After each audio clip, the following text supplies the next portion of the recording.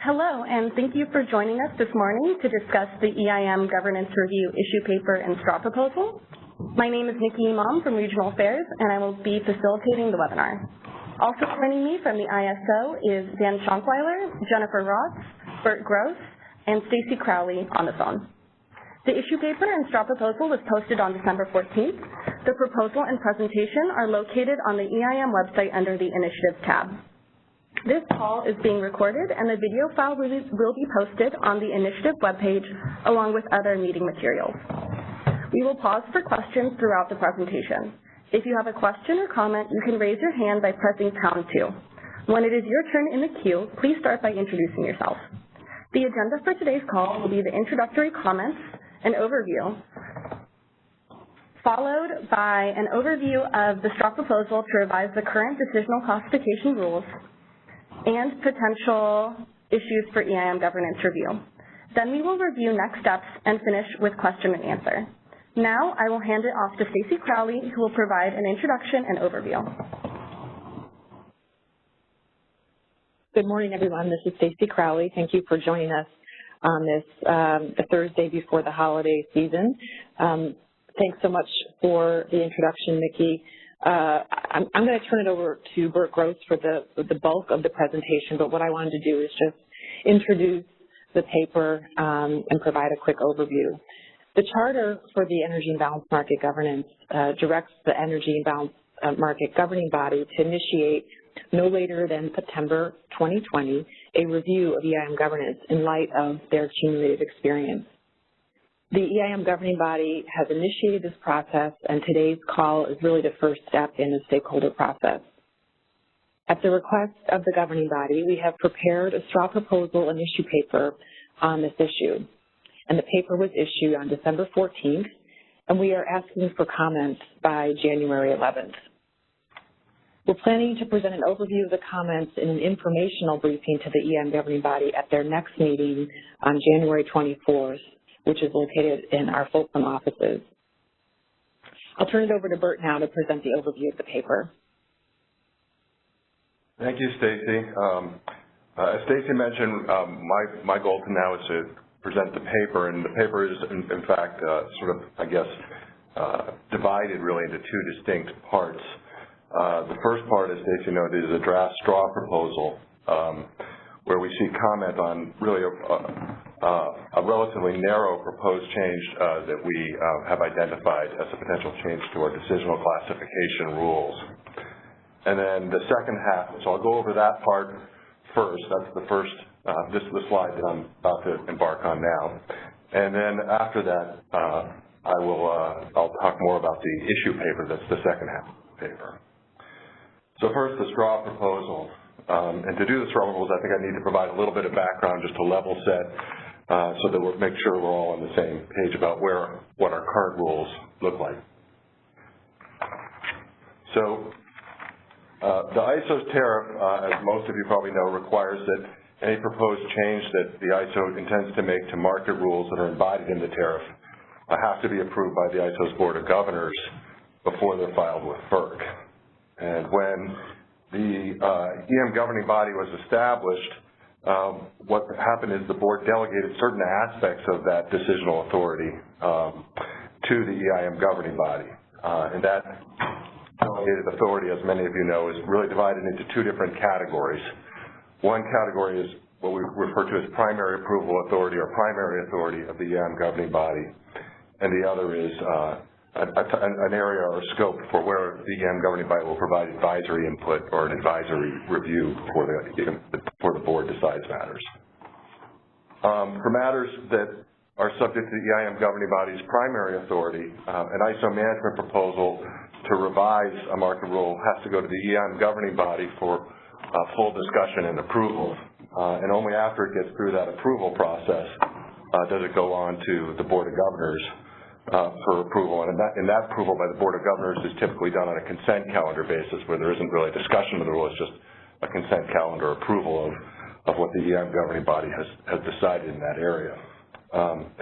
By contrast, for matters that are within the EIM governing body's advisory authority or for their advisory role, an ISO management proposal First, to revise a market rule, first goes to the EIM governing body to determine whether the EIM governing body has advisory input that it would like to give to the Board of Governors, which then has the Board of Governors then has a full consideration of the matter and ultimately approves or disapproves of it, including based on whatever advisory input the EIM governing body has given. And the EIM governing body can either give oral or written advice or choose to give no advice on those topics. And those rules, which I just sort of summarized, we call those our decisional classification rules. So that term comes up from time to time here, and I wanted just to make that clear.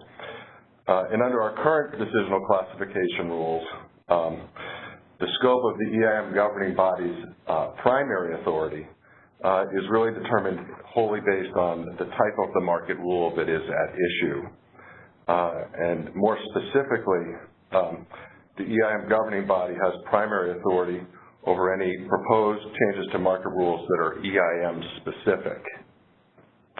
And what EIM specific means is that it's a rule that either applies uniquely to EIM balancing authority areas, or it's a rule that applies differently to EIM balancing authority areas than the way that that rule applies to the rest of the real-time market. And then the EIM governing body's advisory authority, by contrast, applies to all generally applicable rules of the real-time market, as well as any generally applicable rules that apply to the participation in the ISO's markets in general. For example, things like credit policy, things of that nature. So that brings us now to the proposed change that the straw proposal, the first half of the paper, focuses on. Based on stakeholder input that's occurred during the stakeholder processes over the last few years, we have decided to propose to add to the EIM governing body's primary approval authority a subset of the generally applicable real-time market rules that are currently part of its advisory authority. And specifically, what the paper proposes is that if there is an issue that is specific, where there's an issue that's specific to the EIM balancing authority areas that is the primary driver for a proposed change to generally applicable real-time market rules, then that proposal would fall within the EIM governing body's primary authority rather than its advisory role as currently is the case. We made that proposal because it seems that it would ensure that the body that really has the greatest interest in whether or not that change goes into effect would then be playing the lead role in deciding whether to go forward with it. I should mention that, and the paper goes into this in a little more detail, we do already have a version of this primary driver test that exists in our decisional classification rules, and it applies specifically to hybrid policy initiatives. Hybrid policy initiatives are those where there's a package of rule changes that are being proposed, and they're a non-severable single package, so they can't really be, you wouldn't approve one of them without the others. And in that context, there can be situations where some of those rules would be within the EIM governing body's primary authority, and some may be within the EIM governing body's advisory authority, but you have a package that has to be considered as a whole. And so in that context of these inextricably intertwined hybrid policy initiatives, we already have a rule that says that guides how the matter goes to the EIM governing body in the first instance if the primary driver of the overall package is EIM specific issues rather than general issues for the real-time market. So in that context, we already used the primary driver test, and what we are considering here is whether to also, outside of the context of hybrid initiatives, in the context of an individualized market rule change, whether we want to have that same primary driver test apply, and then to determine whether or not the EIM governing body would have primary authority approval over the change. So that's really the substance of the proposed proposal that's in the December 14th paper. Now for a moment I'd like to talk about timing, which was also raised in the paper. because this seemed to be kind of a discrete and I guess relatively straightforward issue, that what the paper proposes is that this issue would be considered for comment and potentially implemented sort of almost like a first phase of this EIM governance review proceeding, while leaving other issues on a longer track. And if we were to do that, it seems like it could be possible to bring the matter before the EIM governing body and then to the board this spring. We definitely want to get comments from stakeholders both on the substance of the proposal that we've put out there, but also on that timing and whether or not that timing makes sense for stakeholders, or if some different timing would be more appropriate. Under the assumption that the timing may actually be appropriate, we've also prepared revisions to the 2 existing EIM governance documents that would need to be revised if we were going to put that into effect. And we've attached those draft revisions to the issue paper in red line format.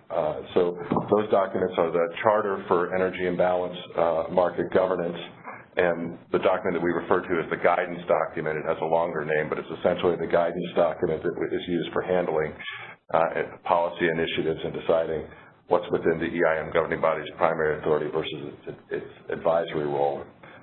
Both of those documents are attached, as I mentioned, to the issue paper, and we would welcome any comments on those red lines as well, in addition to the substance of the proposal. That pretty much is the summary, I think, of the straw proposal part of the paper. I guess I'm thinking now we might want to pause to see if there are any questions specific to that aspect that stakeholders want to raise at this point. We will also have an opportunity at the end to have questions on this issue and all the other issues in the paper, but I just wanted, thought maybe we'd stop now and see if there's anything that folks want to ask now. Just a reminder, if you have a question, you can raise your hand by pressing pound 2. Hello, please go ahead. This is Matt LaCar with Pacific Gas and Electric. Can you remind us what the recourse is to challenge a decisional classification and what happens, how that is communicated out?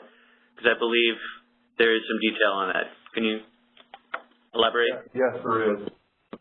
Thank you for that question. And I should mention also that I have Dan Schonkweiler here, who I think probably wrote most of those rules. So if Dan, please jump in if you think I'm being incomplete or inaccurate in some way. But basically, the guidance document sets that out. And first, what the guidance document discusses as a general process is that throughout a stakeholder process at the earliest possible time, ISO staff will indicate as best as it can determine what it thinks is the likely decisional classification determination as to how this will ultimately go to the EIM governing body or the board for policy initiatives where there is an EIM or potentially an EIM component. And that happens in the issue paper, in the various papers as we go along in an initiative. And parties are able to comment on that. Stakeholders are able to comment on that and provide further insight as to their views on that issue. And then what happens is that as we get to the end of that process, in the final paper, there'll be a final draft final proposal, and in that draft final proposal, there'll be a proposed classification.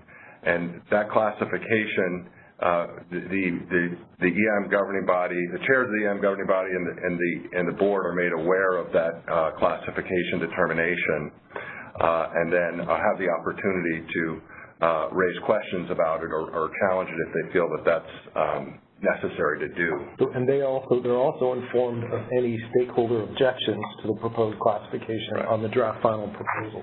Right. And so that's really in addition to the iterative process that goes on with the ISO policy group about the classification throughout the process, stakeholders who want to object to a proposed classification, their chance to get that objection in front of the chair of the board or the EIM governing body is what they submit in writing in response to the draft final proposal.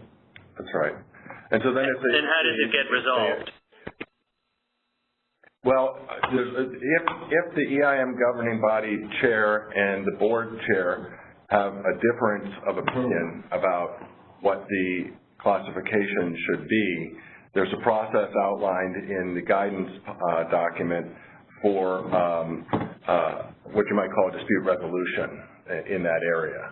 Dan, I think I might ask you to see if you can explain that exactly, but essentially what it is there's an ability for the two bodies to actually meet as a whole, the 10 members, and resolve that disagreement. They could ultimately, the two bodies could meet as a whole.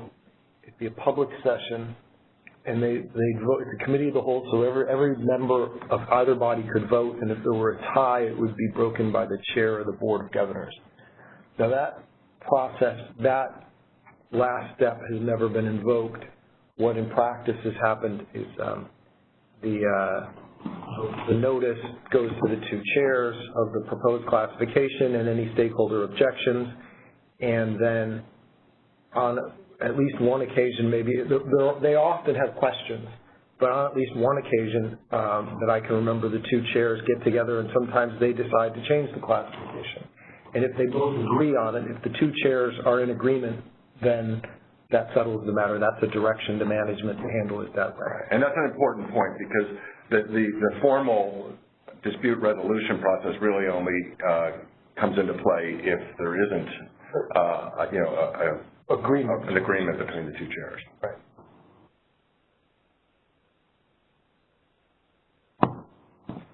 So I guess just one minor follow-up is, because I also recall the case in which it was resolved at the chair-to-chair level.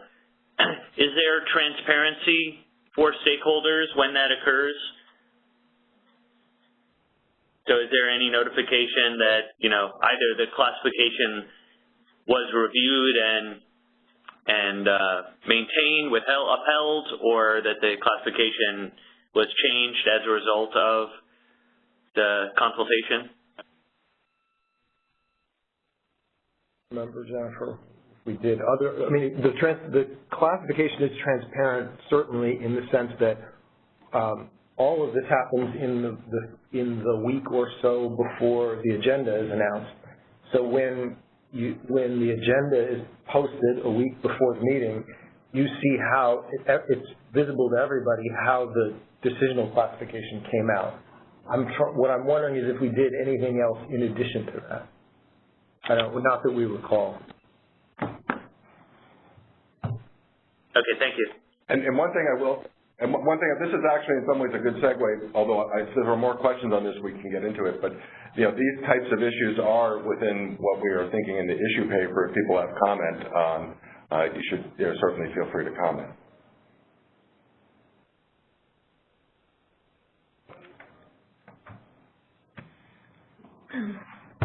Are there any more questions in the queue? We have 2 more questions. Caller, please go ahead. Hi, this is Jennifer Gardner with Western Resource Advocates. I don't want to belabor the point because I think that you touched on this a bit in your answer to the previous questions, but I did just want a little bit of clarity around how CAISO staff or how CAISO legal will be handling this change in primary authority.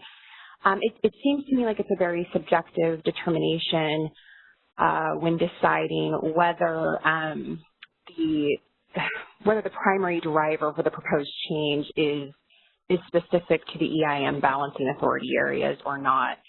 And again, you touched upon this in your previous answer, but I think that person was looking more to a dispute resolution process. So if there's any additional information you can provide there, I'd appreciate it. And we'll certainly flag this in comments as well. I appreciate that. Yeah, I guess what I would say is, I think it is true. It adds a somewhat subjective element to the decision-making process, and I think what we would be doing is articulating at each stage of the stakeholder paper process, where we see what we're seeing, in light of how the thing how the particular proposal is developing, what we see as really the reason or the primary motivation behind making the change. And stakeholders obviously would have an opportunity to submit commentary on that and in their comments and identify whether staff is looking at that in not the right way, I guess. And if that were to happen, those comments would ultimately be forwarded along with whatever our final view is in the final issue paper to the board and to the chairs of the board and the EIM governing body. Okay. And will the EIM governing body have any sort of input into that determination whether the primary driver is for a change to the EIM balancing authority, or will that simply be a CAISO staff determination at the outset and then stakeholders will weigh in through the process? Well, I think their formal determination would be at the back end, but I would point out that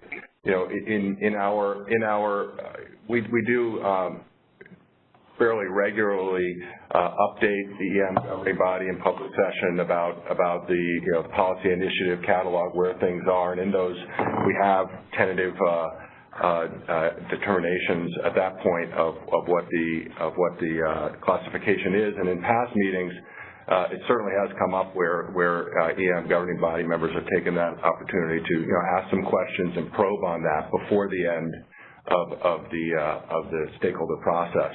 So I would assume that would continue to be the case. Okay, thank you.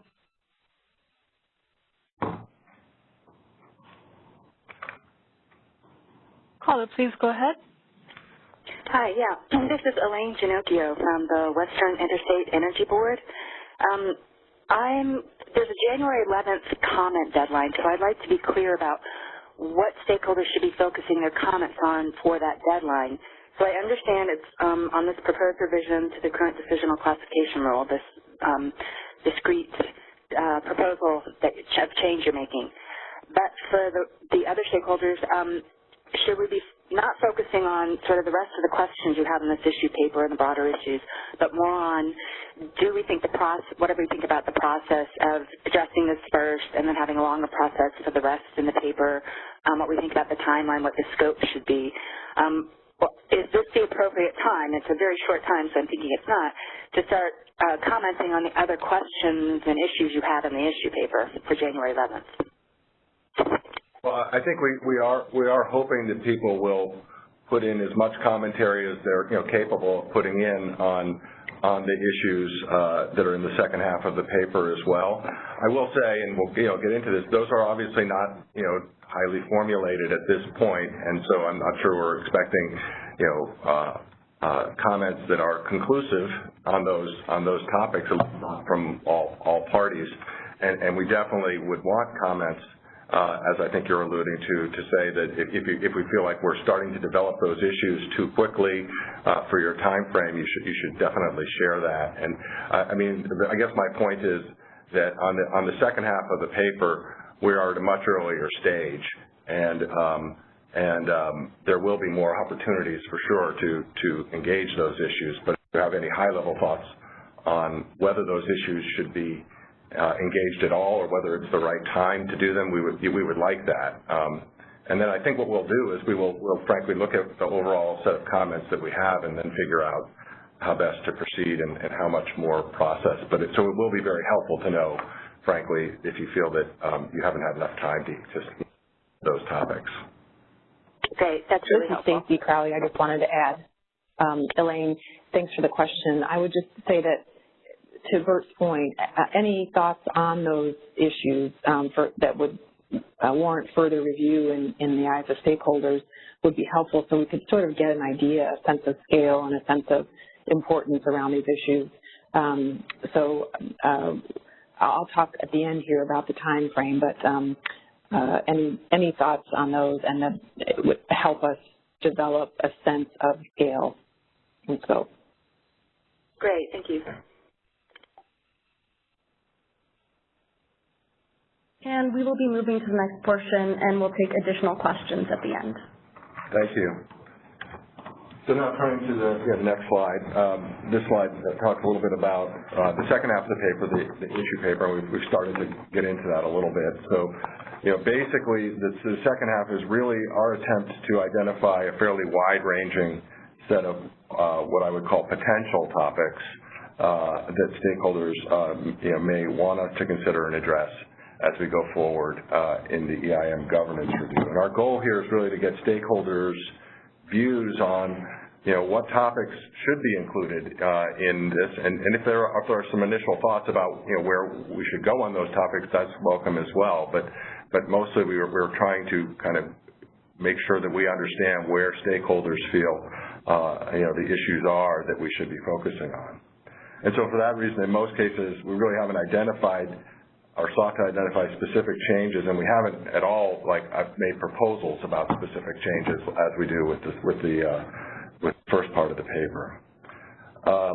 For ease of reference, what we tried to do is identify what seemed to us to be three broad categories of topics that stakeholders might want to provide input on.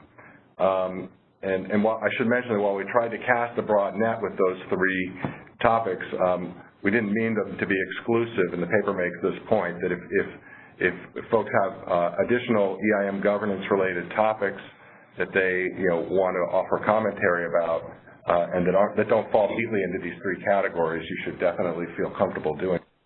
We would value that. But to the basic categories, the first category really relates, it's very similar to what we were talking about in the straw proposal. It's really seeking any further comments beyond what's in the straw proposal around the scope of the authority delegated to the EIM governing body or the decisional classification process that we use and that we've been talking about a little bit in the question and answers today. So, we're seeking, I guess, comment on whether there are any other thoughts or changes or topics that should be considered for the substance of the EIM governing body's decisional authority, but also whether there are any proposed changes or refinements or things that we should consider about how the decisional classification process works, how we actually go about getting to a decision on which body is going to decide the matter. And then one other thing that we included in the paper is, we wanted to see if there were any comments on whether any changes should be made to the documents or the way the documents are approved so that they would be more difficult to change over time. So if people think about it, like maybe the durability of the rules is a way to think about that. For example, as the paper points out, you could have a requirement that any changes to these documents require a supermajority vote of the board of governors rather than a majority vote, as currently is the case. There are probably pros and cons to doing that, so I think we're looking for, if folks have thoughts one way or the other, whether it's good to be more durable or to retain the current flexibility, that would be worth knowing. So that's the first category. The second category focuses on comments on the process and criteria that are used to select the EIM governing body membership, and I guess also some related structural issues about the body. So as most of you know, our current annual process and criteria for nominating and identifying and nominating and ultimately appointing new members to the EIM governing body is governed by our selection policy for the EIM governing body, which is a document that is available on both the Western EIM website as well as on the ISO website. And now the stakeholders and the ISO have gone through 3 rounds of that process. It seemed like the time would be ripe to entertain comments about whether there are any changes to that process that might be warranted. The paper goes into this in a little bit more detail. For example, we're seeking comment on whether there should be any changes to the makeup of the nominating committee or any changes to the way that the criteria that the nominating committee uses in evaluating potential candidates. And we'll also seek comments on other more structural issues such as the size of the EIM governing body, the length of member terms, the current limit on the maximum number of terms a body member can serve.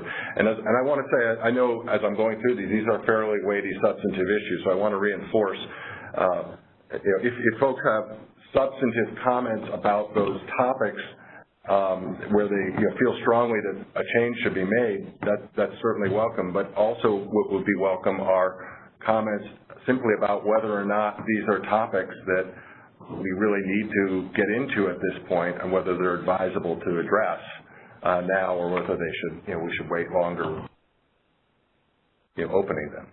So I just want to make that point as I go through this again.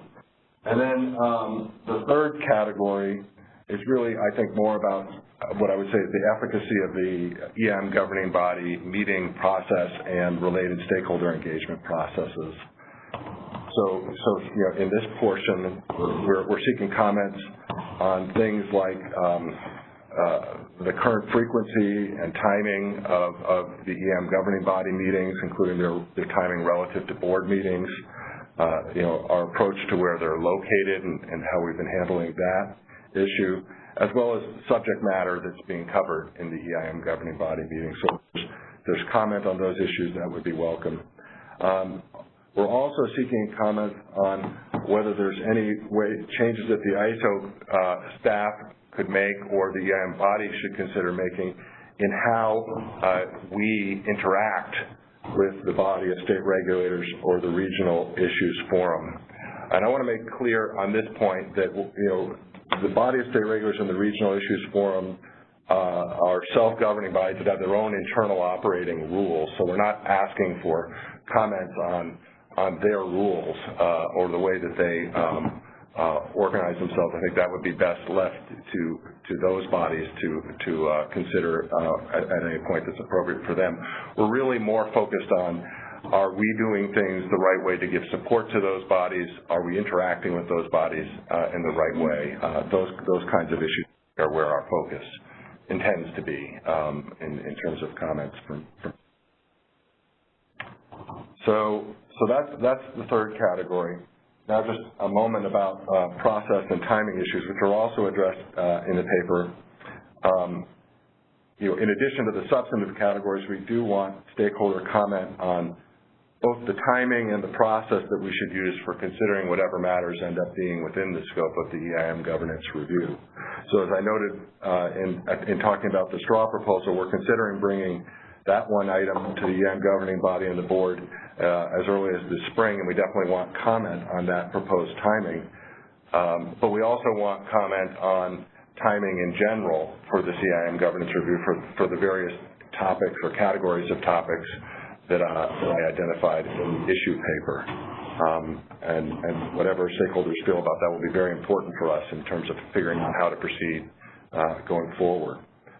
We'd also like to get comment where possible or where folks have a view on whether we should continue to use the same standard stakeholder process that we've used for most policy initiatives, and at least so far in this one are using, or whether we should do something different in terms of how we do stakeholder engagement and development in this area.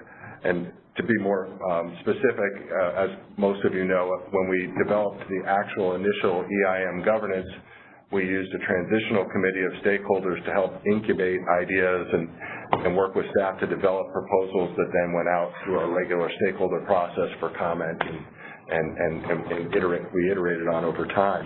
A transitional committee doesn't really make sense in this context because we're not really transitioning. We already have the EIM governing body. But I guess the question that comes up is whether some form of a stakeholder working group that would work to develop and incubate thought and ideas to go out to the stakeholders as a whole, whether that would be useful and advisable or not. So that's what that topic really is. And obviously that topic has a significant relationship to the timing issue as well, because that would need to build in time for constituting such a group. So I think that pretty much is the summary of the issue paper that I wanted to do, and I think I want to now turn it over to Stacy to talk a little bit about some of the next step process issues, and after which I think we'll open it up again for questions. Thanks, Bert. Yeah, as we noted in the paper, we are hoping for comments over, asking stakeholders to submit their comments by January 11. We picked this date because we really want to be able to present an overview of the comments during the public session of the next governing body meeting, which is taking place, as I said, in Folsom on January 24th. That will allow us to collect the comments, sort of, categorize them and provide a meaningful briefing to the governing body. We have not tried to sketch out a complete schedule for the rest of the process, and Bert kind of explained this already, but it depends in large part on the extent and really the substance of the comments that we do receive, both on the initial straw proposal and the issue paper. I know these are terms of art that the ISO uses, but as Bert noted, depending on the comments that come in on both sets, we would then look at a schedule for either a discrete issue or the broader set of issues. So once we've had time to digest this and had the conversation with the EIM governing body, we would certainly let stakeholders know the next steps and try to identify a schedule for proceeding as a whole. So we are really looking for comments across all of these issues. And again, the second set, the more general set of questions, we're looking to get a sense of scope and scale on that so we can determine how to proceed on that. And your thoughts, of course, on the initial issue paper. So with that, I think we will open it up to general questions. Just a reminder, if you have any questions, please press #2 to join the queue. Caller, please go ahead. Yeah. Hi, Stacey. This is Elaine Ginocchio again from the Western Interstate Energy Board. You spoke about the deadline for the comments preceding you wanting to bring an overview of what came out in the comments to the governing body on January 24th. Is that part of the governing body meeting going to be public? Yes, that will be discussed in their general session. Yes. Great, thank you.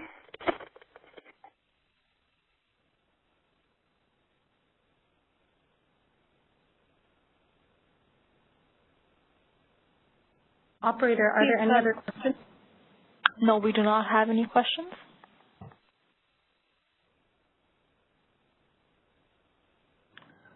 Okay, well, if there are no further questions, Nikki, I think we can probably give everybody 15 to 20 minutes of their day back, and obviously look forward to the comments that we get from everybody. Thank you for joining today's discussion. As a reminder, this meeting was recorded for informational and convenience purposes only. The recording will be posted on the initiative webpage for limited time after this meeting. Thank you, and we will be ending the meeting now. Thank you for joining today's call. The call has now concluded and you may disconnect.